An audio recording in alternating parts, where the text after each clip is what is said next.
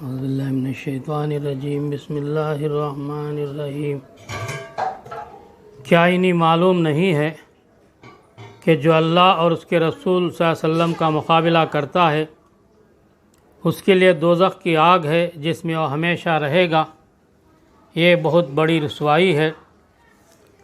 یہ منافق ڈر رہے ہیں کہ کہیں مسلمانوں پر کوئی ایسی صورت نازل نہ ہو جائے جو ان کے دلوں کے بھید کھول کر رکھ دے۔ اے نبی صلی اللہ علیہ وسلم، ان سے کہو اور مذاق اڑاؤ، اللہ اس چیز کو کھول دینے والا ہے جس کے کھل جانے سے تم ڈرتے ہو۔ اگر ان سے پوچھو کہ تم کیا باتیں کر رہے تھے تو جھٹ کہہ دیں گے کہ ہم تو ہنسی مذاق اور دل لگی کر رہے تھے۔ ان سے کہو کیا تمہاری ہنسی دل لگی اللہ اور اس کی آیات اور اس کے رسول صلی اللہ علیہ وسلم کے ساتھ تھی؟ اب عذرات نہ تراشو، تم نے ایمان لانے کے بعد کفر کیا ہے۔ اگر ہم نے تم میں سے ایک گروہ کو معاف کر بھی دیا تو دوسرے گروہ کو تو ہم ضرور سزا دیں گے کیونکہ وہ مجرم ہیں۔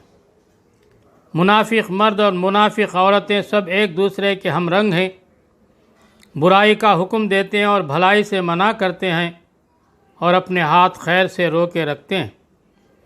یہ اللہ کو بھول گئے تو اللہ نے بھی انہیں بھلا دیا۔ یقیناً یہ منافق ہی فاسق ہیں۔ ان منافق مردوں اور عورتوں اور کافروں کے لیے اللہ نے آتش دوزخ کا وعدہ کیا ہے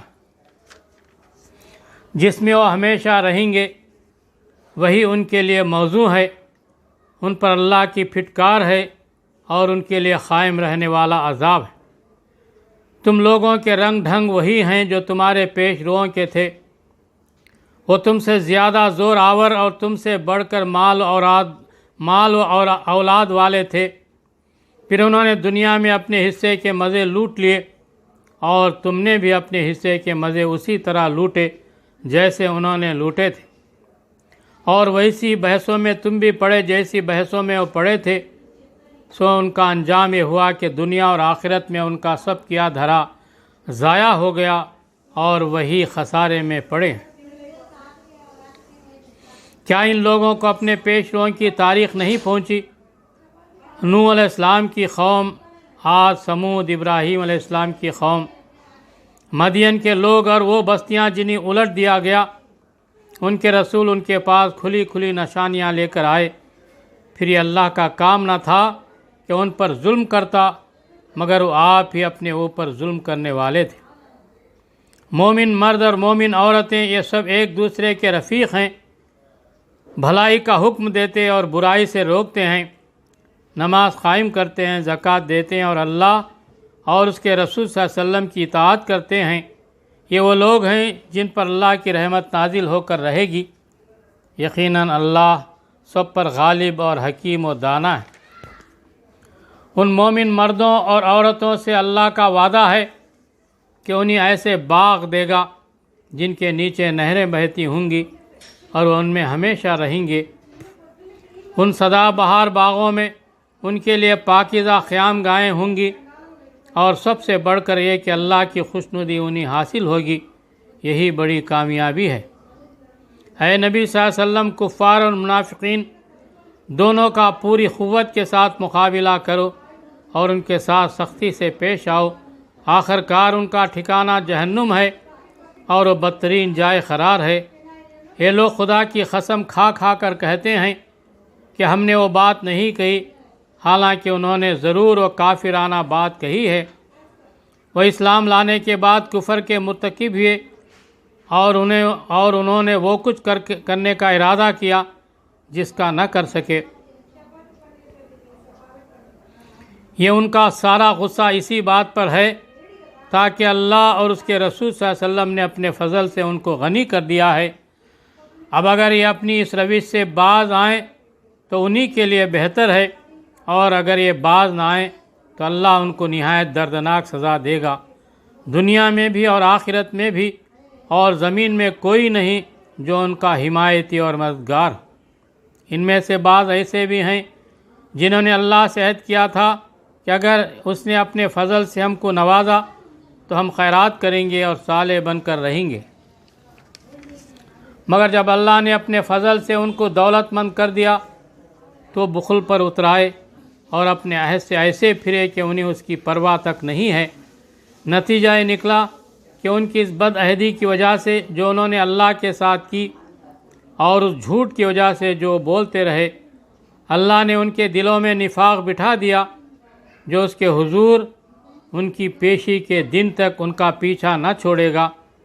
کیا یہ لوگ جانتے نہیں ہیں کہ اللہ کو ان کے مخفی راز اور ان کے پوشیدہ سرگوشیاں تک معلوم ہیں اور وہ تمام غیب کی باتوں سے پوری طرح باخبر ہے۔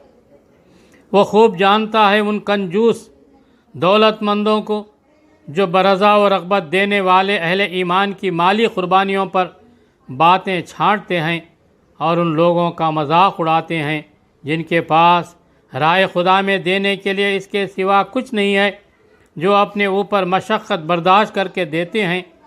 اللہ ان مذاق اڑانے والوں کا مذاق اڑاتا ہے اور ان کے لیے دردناک سزا ہے۔ اے نبی صلی اللہ علیہ وسلم، تم خواہ ایسے لوگوں کے لیے معافی کی درخواست کرو یا نہ کرو، اگر تم 70 مرتبہ بھی انہیں معاف کر دینے کی درخواست کرو گے تو اللہ انہیں ہرگز معاف نہ کرے گا، اس لیے کہ انہوں نے اللہ اور اس کے رسول کے ساتھ کفر کیا ہے اور اللہ فاسق لوگوں کو راہ نجات نہیں دکھاتا۔ جن لوگوں کو پیچھے رہ جانے کی اجازت دے دی گئی تھی وہ اللہ کے رسول صلی اللہ علیہ وسلم کا ساتھ نہ دینے اور گھر بیٹھے رہنے پر خوش ہوئے، اور انہیں گوارا نہ ہوا کہ اللہ کی راہ میں جان و مال سے جہاد کریں۔ انہوں نے لوگوں سے کہا کہ سخت گرمی میں نہ نکلو، ان سے کہو کہ جہنم کی آگ اس سے زیادہ گرم ہے، کاش انہیں اس کا شعور ہوتا۔ اب چاہیے کہ لوگ ہنسنا کم کریں اور روئیں زیادہ، اس لیے کہ جو بدی یہ کماتے رہے ہیں اس کی جزا ایسی ہی ہے کہ انہیں اس پر رونا چاہیے۔ اگر اللہ ان کے درمیان تمہیں واپس لے جائے اور آئندہ ان میں سے کوئی گروہ جہاد کے لیے نکلنے کی تم سے اجازت مانگے تو صاف کہہ دینا، اب تم میرے ساتھ ہرگز نہیں چل سکتے اور نہ میری معیت میں کسی دشمن سے لڑ سکتے ہو۔ تم نے پہلے بیٹھ رہنے کو پسند کیا تھا تو اب گھر بیٹھنے والوں ہی کے ساتھ بیٹھے رہو، اور آئندہ ان میں سے جو کوئی مرے اس کی نماز جنازہ بھی تم ہرگز نہ پڑھنا اور نہ کبھی اس کی خبر پر کھڑے ہونا، کیونکہ انہوں نے اللہ اور اس کے رسول صلی اللہ علیہ وسلم کے ساتھ کفر کیا ہے اور مرے ہیں اس حال میں کہ وہ فاسق تھے۔ ان کی مالداری اور ان کی کثرت اولاد تم کو دھوکے میں نہ ڈالے، اللہ نے تو ارادہ کر لیا ہے کہ اس مال و اولاد کے ذریعے سے ان کو اسی دنیا میں سزا دے اور ان کی جانیں اس حال میں نکلیں کہ وہ کافر ہوں۔ جب کبھی کوئی صورت اس مضمون کی نازل ہوئی کہ اللہ کو مانو اور اس کے رسول صلی اللہ علیہ وسلم کے ساتھ مل کر جہاد کرو، تو تم نے دیکھا کہ جو لوگ ان میں سے صاحب مقدرت تھے وہی تم سے درخواست کرنے لگے کہ انہیں جہاد کی شرکت سے معاف رکھا جائے، اور انہوں نے کہا کہ ہمیں چھوڑ دیجئے کہ ہم بیٹھنے والوں کے ساتھ رہیں۔ ان لوگوں نے گھر بیٹھنے والیوں میں شامل ہونا پسند کیا اور ان کے دلوں پر ٹھپا لگا دیا گیا، اس لیے ان کی سمجھ میں اب کچھ نہیں آتا بخلاف اس کے رسول اللہ صلی اللہ علیہ وسلم، اور ان لوگوں نے جو رسول صلی اللہ علیہ وسلم کے ساتھ ایمان لائے تھے اپنی جان و مال سے جہاد کیا۔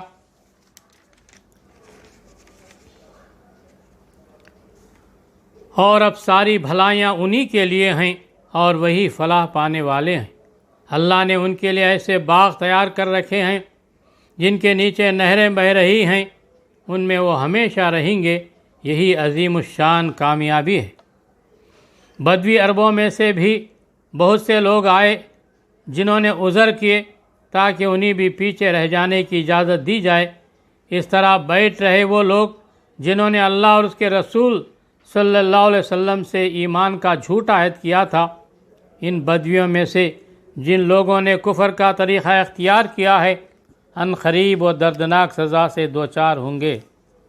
ضعیف اور بیمار لوگ اور وہ لوگ جو شرکت جہاد کے لیے زیادہ راہ نہیں پاتے اگر پیچھے رہ جائیں تو کوئی حرج نہیں، جبکہ وہ خلوص دل کے ساتھ اللہ اور اس کے رسول صلی اللہ علیہ وسلم کے وفادار ہوں۔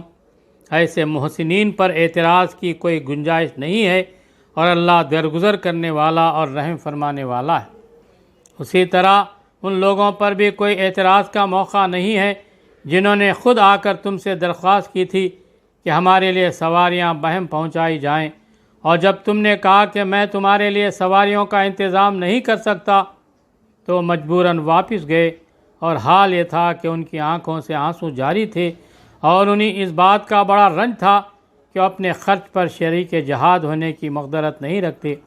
البتہ اعتراض ان لوگوں پر ہے جو مالدار ہیں اور پھر بھی تم سے درخواست کرتے ہیں کہ انہیں شرکت جہاد سے معاف رکھا جائے۔ انہوں نے گھر بیٹھنے والیوں میں شامل ہونا پسند کیا اور اللہ نے ان کے دلوں پر ٹھپا لگا دیا، اس لیے اب یہ کچھ نہیں جانتے کہ اللہ کے ہاں ان کی اس روش کا کیا نتیجہ نکلنے والا ہے۔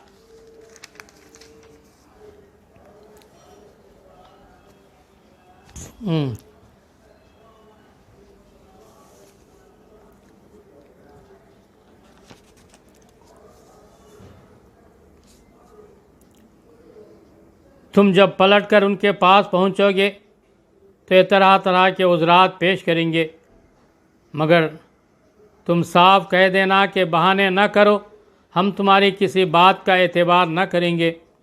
اللہ نے ہم کو تمہارے حالات بتا دیے ہیں، اب اللہ اور اس کا رسول صلی اللہ علیہ وسلم تمہارے طرز عمل کو دیکھے گا، پھر تم اس کی طرف پلٹائے جاؤ گے جو کھلے اور چھپے سب کا جاننے والا ہے، اور وہ تمہیں بتا دے گا کہ تم کیا کچھ کرتے رہے ہو۔ تمہاری واپسی پر یہ تمہارے سامنے قسمیں کھائیں گے تاکہ تم ان سے صرف نظر کرو، تو بے شک تم ان سے صرف نظر ہی کر لو، کیونکہ گندگی ہیں اور ان کا اصلی مقام جہنم ہے جو ان کی کمائی کے بدلے میں انہیں نصیب ہوگی۔ یہ تمہارے سامنے قسمیں کھائیں گے تاکہ تم ان سے راضی ہو جاؤ، حالانکہ اگر تم ان سے راضی ہو بھی گئے تو اللہ ہرگز ایسے فاسق لوگوں سے راضی نہ ہوگا۔ یہ بدوی عرب کفر نفاق میں زیادہ سخت ہیں اور ان کے معاملے میں اس امر کے امکانات زیادہ ہیں کہ اس دین کے حدود سے ناواقف رہیں جو اللہ نے اپنے رسول صلی اللہ علیہ وسلم پر نازل کیا ہے۔ اللہ سب کچھ جانتا ہے اور حکیم و دانا ہے۔ ان بدویوں میں ایسے لوگ موجود ہیں جو راہ خدا میں کچھ خرچ کرتے ہیں تو اسے اپنے اوپر زبردستی کی چٹی سمجھتے ہیں اور تمہارے حق میں زمانے کی گردشوں کا انتظار کر رہے ہیں کہ تم کسی چکر میں پھنسو تو اپنی گردن سے اس نظام کی اطاعت کا خلادہ اتار پھینکیں جس میں تم نے انہیں کس دیا ہے، حالانکہ بدوی کا چکر خود انہی پر مسلط ہے اور اللہ سب کچھ سنتا اور جانتا ہے۔ اور انہی بدوی میں کچھ لوگ ایسے بھی ہیں جو اللہ اور روز آخر پر ایمان رکھتے ہیں اور جو کچھ خرچ کرتے ہیں اسے اللہ کے ہاں تقرب کا اور رسول اللہ صلی اللہ علیہ وسلم کی طرف سے رحمت کی دعائیں لینے کا ذریعہ بناتے ہیں۔ ہاں وہ ضرور ان کے لیے تقرب کا ذریعہ ہے اور اللہ ضرور ان کو اپنی رحمت میں داخل کرے گا، یقیناً اللہ درگزر کرنے والا اور رحم فرمانے والا ہے۔ وہ مہاجر و انصار جنہوں نے سب سے پہلے دعوت ایمان پر لبیک کہنے میں سبقت کی، نیز وہ جو بعد میں راست بازی کے ساتھ ان کے پیچھے آئے، اللہ ان سے راضی ہوا اور وہ اللہ سے راضی ہوئے۔ اللہ نے ان کے لیے ایسے باغ مہیا کر رکھے ہیں جن کے نیچے نہریں بہتی ہوں گی اور وہ ان میں ہمیشہ رہیں گے، یہی عظیم الشان کامیابی ہے۔ تمہارے گرد و پیش جو بدوی رہتے ہیں ان میں بہت سے منافق ہیں، اور اسی طرح خود مدینے کے باشندوں میں بھی منافق موجود ہیں جو نفاق میں طاق ہو گئے ہیں۔ تم انہیں نہیں جانتے، ہم ان کو جانتے ہیں۔ قریب ہے وہ وقت جب ہم ان کو دوہری سزا دیں گے، پھر وہ زیادہ بڑی سزا کے لیے واپس لائے جائیں گے۔ کچھ اور لوگ ہیں جنہوں نے اپنے قصوروں کا اعتراف کر لیا ہے، ان کا عمل مخلوط ہے، کچھ نیک ہیں اور کچھ بد۔ بعید نہیں کہ اللہ ان پر پھر مہربان ہو جائے، کیونکہ وہ درگزر کرنے والا اور رحم فرمانے والا ہے۔ اے نبی صلی اللہ علیہ وسلم، تم ان کے اموال میں سے صدقہ لے کر انہیں پاک کرو اور نیکی کی راہ میں انہیں بڑھاؤ اور ان کے حق میں دعائے رحمت کرو، کیونکہ تمہاری دعا ان کے لیے وجہ تسکین ہوگی۔ اللہ سب کچھ سنتا اور جانتا ہے۔ کیا ان لوگوں کو معلوم نہیں ہے کہ وہ اللہ ہی ہے جو اپنے بندوں کی توبہ قبول کرتا ہے اور ان کی خیرات کو قبولیت عطا فرماتا ہے، اور یہ کہ اللہ بہت معاف کرنے والا اور رحیم ہے۔ اور اے نبی صلی اللہ علیہ وسلم، ان لوگوں سے کہہ دو کہ تم عمل کرو، اللہ اور اس کا رسول صلی اللہ علیہ وسلم اور مومنین سب دیکھیں گے کہ تمہارا طرز عمل اب کیا رہتا ہے، پھر تم اس کی طرف پلٹائے جاؤ گے جو کھلے اور چھپے سب کو جانتا ہے، اور وہ تمہیں بتا دے گا کہ تم کیا کرتے رہے ہو۔ کچھ دوسرے لوگ ہیں جن کا معاملہ ابھی خدا کے حکم پر ٹھہرا ہوا ہے، چاہے انہیں سزا دے اور چاہے ان پر اثر نو مہربان ہو جائے، اللہ سب کچھ جانتا ہے اور حکیم و دانا ہے۔ کچھ اور لوگ ہیں جنہوں نے ایک مسجد بنائی اس غرض کے لیے کہ دعوت حق کو نقصان پہنچائیں اور خدا کی بندگی کرنے کے بجائے کفر کریں اور اہل ایمان میں پھوٹ ڈالیں، اور اس بظاہر عبادت گاہ کو اس شخص کے لیے کمین گاہ بنائیں جو اس سے پہلے خدا اور اس کے رسول صلی اللہ علیہ وسلم کے خلاف برسر پیکار ہو چکا ہے۔ وہ ضرور قسمیں کھا کر کہیں گے کہ ہمارا ارادہ تو بھلائی کے سوا کسی دوسری چیز کا نہ تھا، مگر اللہ گواہ ہے کہ وہ قطعی جھوٹے ہیں۔ تم ہرگز اس عمارت میں کھڑے نہ ہونا جو مسجد اول روز سے تقوی پر قائم کی گئی تھی، وہی اس کے لیے زیادہ موزوں ہے کہ تم اس میں عبادت کے لیے کھڑے ہو۔ اس میں ایسے لوگ ہیں جو پاک رہنا پسند کرتے ہیں، اور اللہ کو پاکیزگی اختیار کرنے والے ہی پسند ہیں۔ پھر تمہارا کیا خیال ہے کہ بہتر انسان وہ ہے جس نے اپنی عمارت کی بنیاد خدا کے خوف اور اس کی رضا کی طلب پر رکھی ہو، یا وہ جس نے اپنی عمارت ایک وادی کی کھوکھلی بے ثبات کگگر پر اٹھائی اور وہ اسے لے کر سیدھی جہنم کی آگ میں جا گری۔ ایسے ظالم لوگوں کو اللہ کبھی سیدھی راہ نہیں دکھاتا۔ یہ عمارت جو انہوں نے بنائی ہے ہمیشہ ان کے دلوں میں بے یقینی کی جڑ بنی رہے گی، جس کے نکلنے کی اب کوئی صورت نہیں بجز اس کے کہ ان کے دل ہی پارا پارا ہو جائیں۔ اللہ نہایت باخبر اور حکیم و دانا ہے۔ حقیقت یہ ہے کہ اللہ نے مومنوں سے ان کے نفس اور ان کے مال جنت کے بدلے خرید لیے ہیں۔ وہ اللہ کی راہ میں لڑتے اور مارتے اور مرتے ہیں، ان سے جنت کا وعدہ اللہ کے ذمے ایک پختہ وعدہ ہے، تورات اور انجیل اور قرآن میں۔ اور کون ہے جو اللہ سے بڑھ کر اپنے عہد کا پورا کرنے والا؟ پس خوشیاں مناؤ اپنے اس سودے پر جو تم نے خدا سے چکا لیا ہے، یہی سب سے بڑی کامیابی ہے۔ اللہ کی طرف بار بار پلٹنے والے، اس کی بندگی بجا لانے والے، اس کی تعریف کے گن گانے والے، اس کے خاطر زمین میں گردش کرنے والے، اس کے آگے رکوع و سجدہ کرنے والے، نیکی کا حکم دینے والے، بدی سے روکنے والے، اور اللہ کی حدود کی حفاظت کرنے والے، اس شان کے ہوتے ہیں وہ مومن جو اللہ سے بیع کا معاملہ طے کرتے ہیں۔ اور اے نبی صلی اللہ علیہ وسلم، ان مومنوں کو خوشخبری دے دو۔ نبی صلی اللہ علیہ وسلم کو اور ان لوگوں کو جو ایمان لائے ہیں زیبا نہیں ہے کہ مشرکوں کے لیے مغفرت کی دعا کریں، چاہے وہ ان کے رشتہ دار ہی کیوں نہ ہو، جبکہ ان پر یہ بات کھل چکی ہے کہ وہ جہنم کے مستحق ہیں۔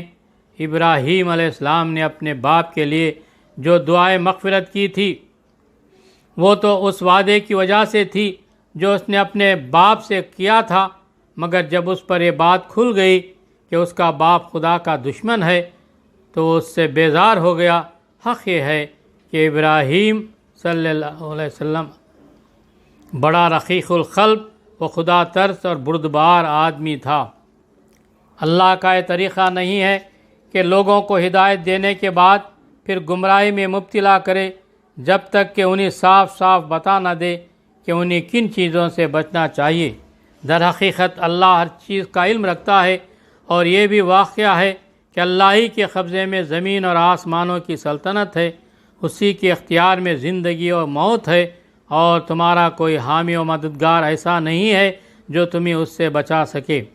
اللہ نے معاف کر دیا نبی صلی اللہ علیہ وسلم کو اور ان مہاجرین و انصار کو جنہوں نے بڑی تنگی کے وقت میں نبی صلی اللہ علیہ وسلم کا ساتھ دیا، اگرچہ ان میں سے کچھ لوگوں کے دل کجی کی طرف مائل ہو چکے تھے، مگر جب انہوں نے اس کجی کا اتباع نہ کیا بلکہ نبی صلی اللہ علیہ وسلم کا ساتھ دیا تو اللہ نے انہیں معاف کر دیا۔